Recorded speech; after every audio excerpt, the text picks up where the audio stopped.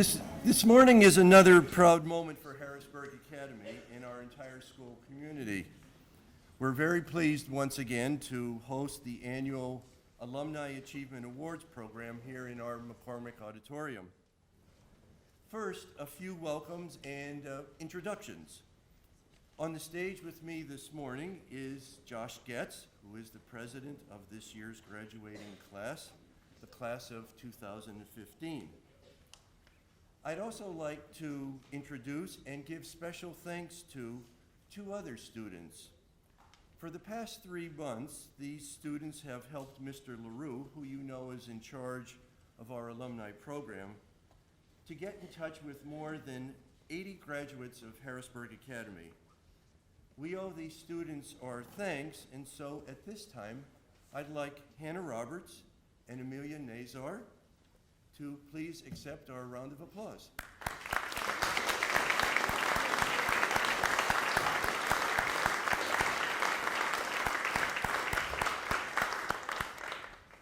I'd also like to welcome some other special guests, that is, a number of trustees of the Academy, other alumni, family members, and friends of the graduates who will be receiving awards this morning.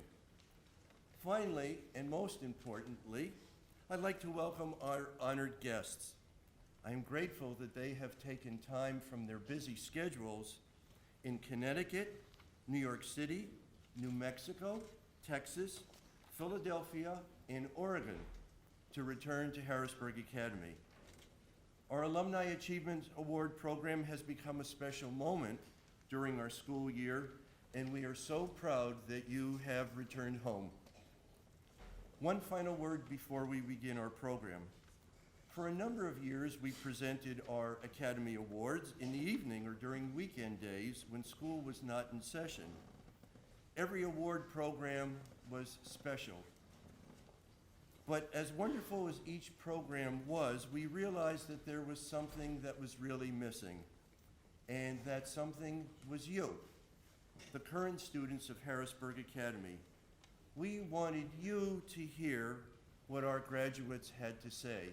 And so for that reason, once again, we will be presenting these awards during one of our joint morning meetings of the upper school and the middle school. First, we will honor 2 alumni and induct them into our Athletics Hall of Fame. They are Blair Trogner, class of 1993, and Devin Dadigan, class of 2006. Here to introduce Blair and present him with his Athletics Hall of Fame plaque is Mr. David Heisey.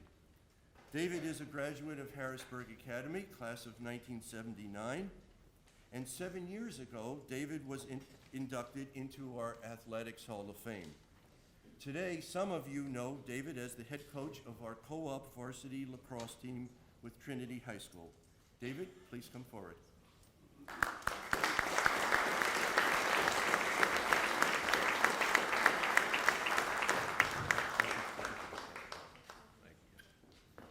Good morning.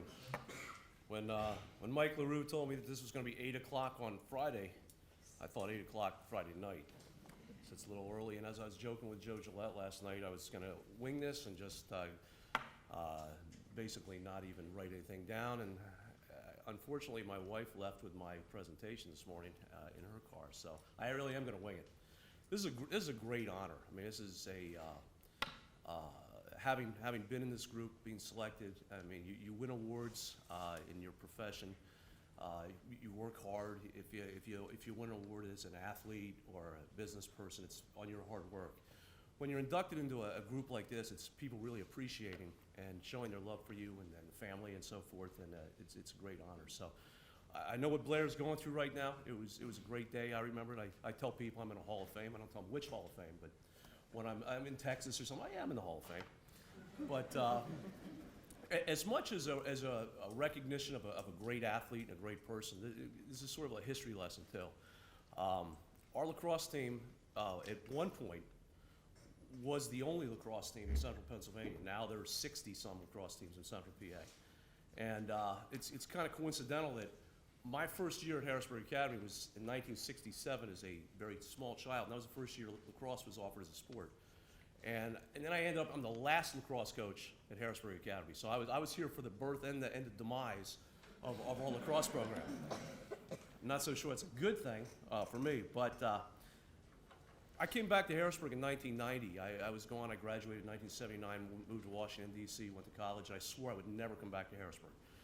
And Harrisburg in 1979 was not a great place to be, and it had a renaissance, and I was in a change of my life, some major changes. Came back and met the woman that I'm married to, and ran into my old high school lacrosse coach, George Gonzalez, and he's like, "Well, what are you doing in the spring? You're a salesman, you have time." And so I was like, "Yeah, nothing." So he asked me if I'd coach. That was winter of the beginning of 1990. So I came back to the Harrisburg Academy to coach, and my previous coaching stint for a couple of years had been at Sidwell Friends in D.C., and I'm thinking, Harrisburg lacrosse, I played there, it can't be that good. But I came back, it was a really, at that point, George had developed a great program, and the team was getting better and better and better. And there was a really good freshman in that class, tall kid, and skinny. And I'm thinking, okay, he's going to play defense or attack, because midfielders back in those days kind of looked like me. They're like fire hydrants, and the fact that we had a 6-foot-something midfielder who's a freshman and he had great stick skills, and he was impressive. He was very impressive. And I have rather than talk about Blair's statistics, which he had awesome statistics at the time, and as athletes got better and as players got better and as we progressed as a program, the statistics aren't really that important right now because they get blown out of the water. I mean, kids now are scoring tons of goals. But the major statistic is 47-7. And that was our record as a team over the 4-year period that Blair Trogner played for us. Just a phenomenal record. We had a great team, and Blair was not a one-man team, but Blair was a game changer, and Blair was a leader. And really, my memories of Blair are him running the ball on offense with like 2-3 defenders draped all over him. His arms looked like Elephant Man from people slashing him because the ball wouldn't come out. He was that dominant. And either scoring a goal or hitting an open teammate, and was really a big game changer for us. And the benchmark of a coach's career, but you've done well, it's like 20 wins for a pitcher in baseball, 100 wins. Gonzo got 47 wins out of Blair's 4 years. He almost got halfway there in a 4-year period. And he was coaching a lot longer than 4 years. But I think when you look back at a person who had an impact on a program and really helped, was part of a team that elevated us to where we got today, where when I coached our team at Trinity, we're not a 4-year-old program, we're a 40-some-year-old program. We are an extension of Harrisburg Academy, and it started here. And really our rise to success and what made us a program that was attractive enough that Trinity would want to join forces with us and have our program be part of their program was the 4-year period that Blair was here. And again, I think about all the years I've coached and all the players I've coached, there are a few that really stick out to you. And again, Blair had a brother, Kurt. Kurt carried on the tradition. His parents, Blair and Candy, were sort of a start of how I coach now, and we're very close to the families that I coach, and there was a group of parents that were awesome to our program and really helped elevate us. So I know you guys want to get to class, so I'm going to wrap this up, but Blair, congratulations. It's a well-deserved honor, a little overdue, and it was a pleasure coaching. It's a pleasure seeing how you've turned out.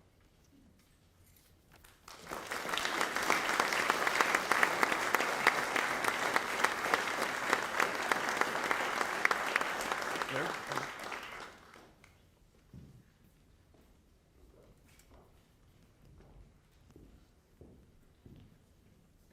Good morning. I don't want to keep you from class too long either. I will say that it's a very special moment to be back at the Harrisburg Academy. I'm not in Harrisburg right now, but it always feels like home when I return. Standing here at morning meeting reminds me very much of times when I would come here every morning during the week, during my time at the Harrisburg Academy. I came here in 7th grade, and I graduated from the academy. Looking out into the audience, I remember how I must have looked at people who were giving speeches, receiving awards, welcoming us for the day, all these different things. And at that time, I don't think I realized what a special place the Academy was. But if you could all just take a moment as you sit in your seats and realize what a wonderful opportunity you have to be a part of the Harrisburg Academy family, I know that it's something that you one day will look back on much like I do right now and be very, very proud. I'm very thankful to the Harrisburg Academy, to the wonderful teachers, the wonderful coaches that I was exposed to during my time here.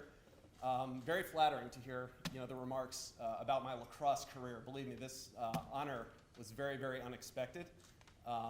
I enjoyed playing lacrosse with Gons, with Heisey, working with the team, having the successes that we did have.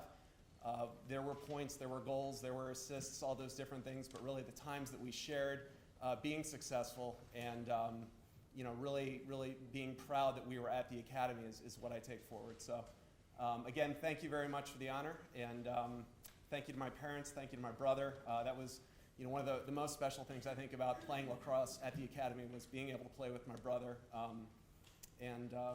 Enjoy the rest of your day. I hope to be seeing you a little more frequently these days, but enjoy the time that you have at the Academy.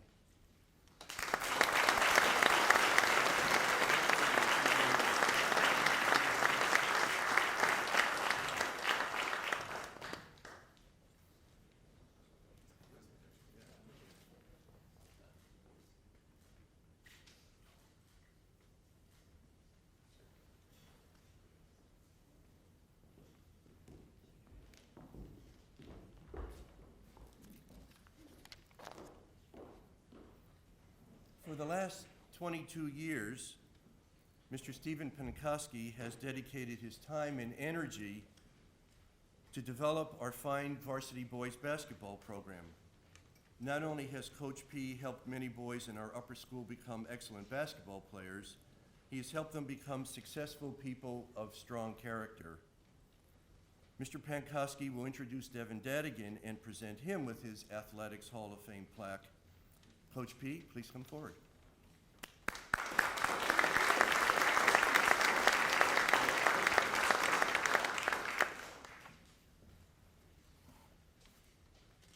I'd like to thank everyone for being here to celebrate this year's inductees and award winners.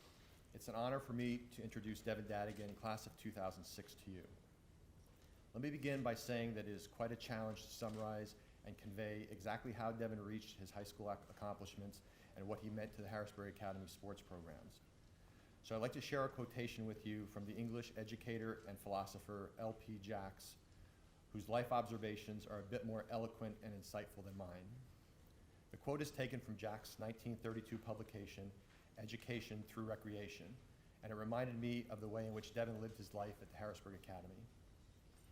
A master in the art of living draws no sharp distinction between his work and his play, his labor and his leisure, his mind and his body, his education and his recreation. He hardly knows which is which. He simply pursues his vision of excellence through whatever he's doing and leaves others to determine whether he is working or playing. To himself, he always seems to be doing both. Enough for him that he does it well. I believe that Devin used his high school years to explore and develop the essence of this quotation. Whether in Miss Nazar's geometry class, Mr. Crowder's Latin class, Dr. Buchthal's chemistry class, Devin's pursuit of success was no less than that on the soccer, basketball, or tennis teams for which he played. It was never an either-or proposition for Devin. It was always the pursuit of excellence in both academics and athletics. Devin took these wonderful attributes to a different level at Syracuse University, where he earned a triple major and graduated as a Syracuse University Scholar, the school's highest undergraduate academic honor. He has since been engaged in the pursuit of excellence as he builds his professional career in New York City. During Devin's high school years, I was lucky enough to watch firsthand many of his athletic events and also get a behind-the-scenes view of his tremendous growth on the basketball court. He began his varsity basketball career as a freshman against East Juniata, scoring 9 points, all on three-point shots, and proceeded to play in every varsity basketball game for the next 4 seasons, becoming the school's all-time leading scorer and its first 1,000-point scorer. He is still the only member of the school's 1,000-point and 500-rebound club. Here are the numbers on Devin's high school athletics career. He was captain of his team 6 times, MVP 5 times, all-conference selection 5 times, triathlete and athletic achievement award winner 4 times, PIAA sportsmanship award winner twice, Patriot News honorable mention selection twice, and sports club trophy winner twice. So Devin certainly has Hall of Fame worthy stats, but he also has Hall of Fame worthy stature, and I believe that in part it was generated from his deep respect for something that truly mattered to him. Devin had a definite enthusiasm for team building and creating a special group dynamic on every team for which he played.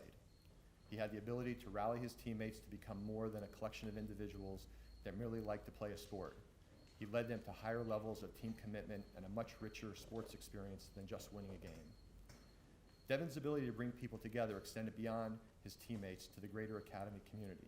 He always took the time and effort to include his classmates and the faculty in the team's progress, and as a result, the stands were always filled with fans supporting Devin and the teams he played on.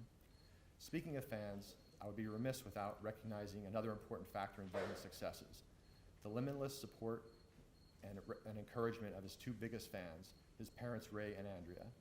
They provided the foundation upon which Devin was able to achieve every one of his accomplishments. Their foresight and patience supplied Devin with the opportunities to grow and develop in ways that were perfect for him, and he always acknowledged and appreciated their efforts. I would like to share 3 personal observations that exemplify the breadth of Devin's accomplishments and contributions to the sports programs at the Academy. First, his dedication to team. During his 12th grade soccer season, there were only 13 players on the team, and when subbed out of a game that had already been decided, I watched Devin run lines during the remainder of that game so that the younger players could get the needed experience. For Devin, when it came to team building, every task was necessary and meaningful. Individual skills and rising to the challenge. During his 12th grade basketball season, in his last game ever at Belleville Mennonite, our team's second leading scorer, Min Sol, was sidelined with an ankle injury, and Devin stepped up by scoring 40 of our team's 63 points to lead the team to a hard-fought 5-point victory. Devin was going to do everything in his power that night so that the seniors would leave Belleville for the last time with a team victory. Getting back to the program, after his playing days, Devin frequently attended our basketball practices, and at one practice in 2009, he took the time to share in detail his recipe for scoring 20 points in a game with 2 11th graders, Adam Chernikoff and Zach Cohen. These 2 players went on to win 2 league championships and finish their high school careers 5th and 8th on our all-time scoring list. In fact, Devin has had a direct influence on 8 of our current top 10 all-time scoring leaders. He has continued to give back to the program in meaningful ways. Just last year, prior to the start of the season, Devin attended a practice and during a water break took the time to speak with a young freshman named Jalen Gabadon, giving him words of encouragement as he began his high school basketball career. So Devin's high school sports journey will now be permanently on display on a plaque in our Athletics Hall of Fame as a reminder and inspiration to all current and future Academy athletes as to what is possible if they carefully dedicate themselves to building their high school sports experiences. He is a shining example that athletics and academics are not mutually exclusive endeavors, but can be complementary pursuits that feed off each other, propelling the student on to a balanced, meaningful life. And now I'd like to present to you a master in the art of creating a truly outstanding high school athletics career. It's my pleasure to introduce to you Devin Dadigan for induction into the Harrisburg Academy Athletics Hall of Fame.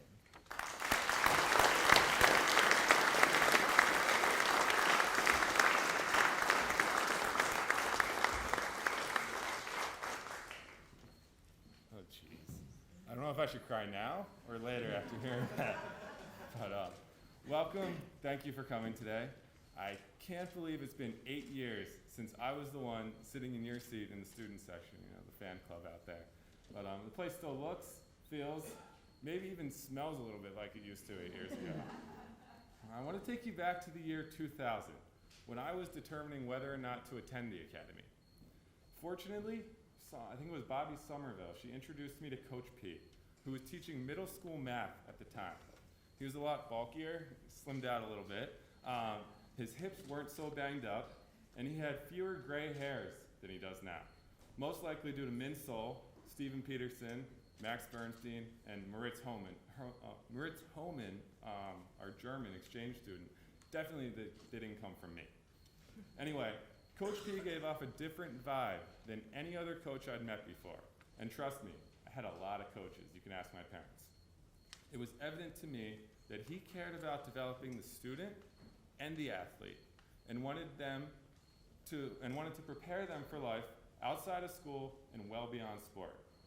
I soon learned that this was a common theme of teachers and coaches at the Academy. Mrs. Nazar, Dr. March, Dr. Buckdahl, Mr. Bowie, and even Mr. Kreider included. I know he's now a tenured employee here, but everybody felt the same way. They cared about you, and they wanted to prepare you for life beyond high school, beyond college. Other coaches at public schools or elsewhere simply care about wins and are famous for quotes such as, "Winning isn't everything, it's the only thing." I'm going to give you a little bit of a fun fact about me. What Coach didn't mention is I'm probably the only Hall of Fame inductee who has never won a SIAC championship. Now hopefully Coach Serino stays in her seat and doesn't run up here and take the flack away from me. But I thought that was really interesting, and I'm not sure whether I realized this in high school or after graduation, but I didn't necessarily have to win to succeed. Life's about hard work and perseverance, and the Academy encourages and fosters this both academically and scholastically, and I know everyone else can attest to that. But in all seriousness, I've learned more valuable life lessons in taking a 2-win, 20-loss team my freshman year to a 17-win, 9-loss team my senior year than I have by winning a Pennsylvania State soccer championship outside of school. So that was more important to me, and that journey was more powerful than anything else I'd learned about life. And I'd received more satisfaction in seeing the following year's basketball team, after I graduated, win 3 consecutive SIAC championships, something that I couldn't do, but I knew I helped lay the foundation for that team. I don't measure my life on scoring 1,000 points because I know I wouldn't be there without all of the teammates assisting me under the hoop. And for those of you who watched me play, you know I couldn't create my own shot. I had to have Minsole pass me the ball. And I wouldn't be there without all the support from the teachers and the coaches. I instead measure the success on the ability to fall down and pick myself back up again, which I've experienced numerous times here at the Academy, in college, and with 4 years on Wall Street. And I sure wouldn't be the same person today if I didn't meet Coach P back in 7th grade and spend countless hours shooting baskets, rehabbing my knee, and spending every morning 3 days a week in the gym at 5:30 a.m. for an entire summer. Back in 2000, I had no idea the Academy and its sports program would give back to me as much as it did. Let's face it, the school has a no-cut policy. It was seemingly less competitive, athletically speaking, than the public school I was attending.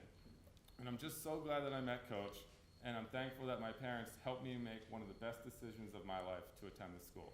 So thank you, Mom and Dad.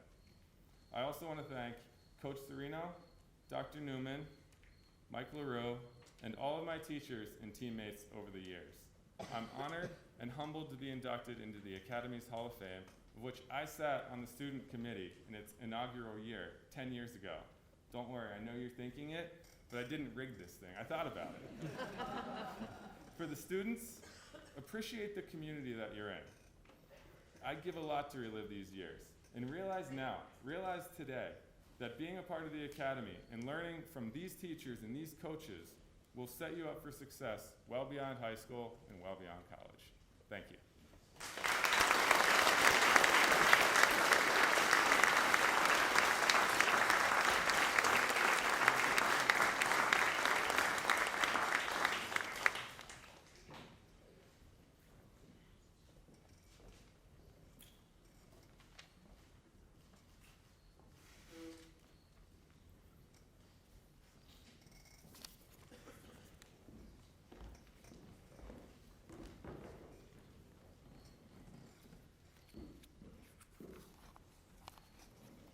It's been 2 years since Dr. Lee March last taught English in our upper school. Prior to her retirement, Dr. March was a very important member of our upper school faculty and a mentor and friend to many of our upper school students. Lee, it's great to have you here again with us. Dr. March will introduce Dr. Jonathan Brigman, class of 1995 and present the 2014 Rising Star Award to him. Lee?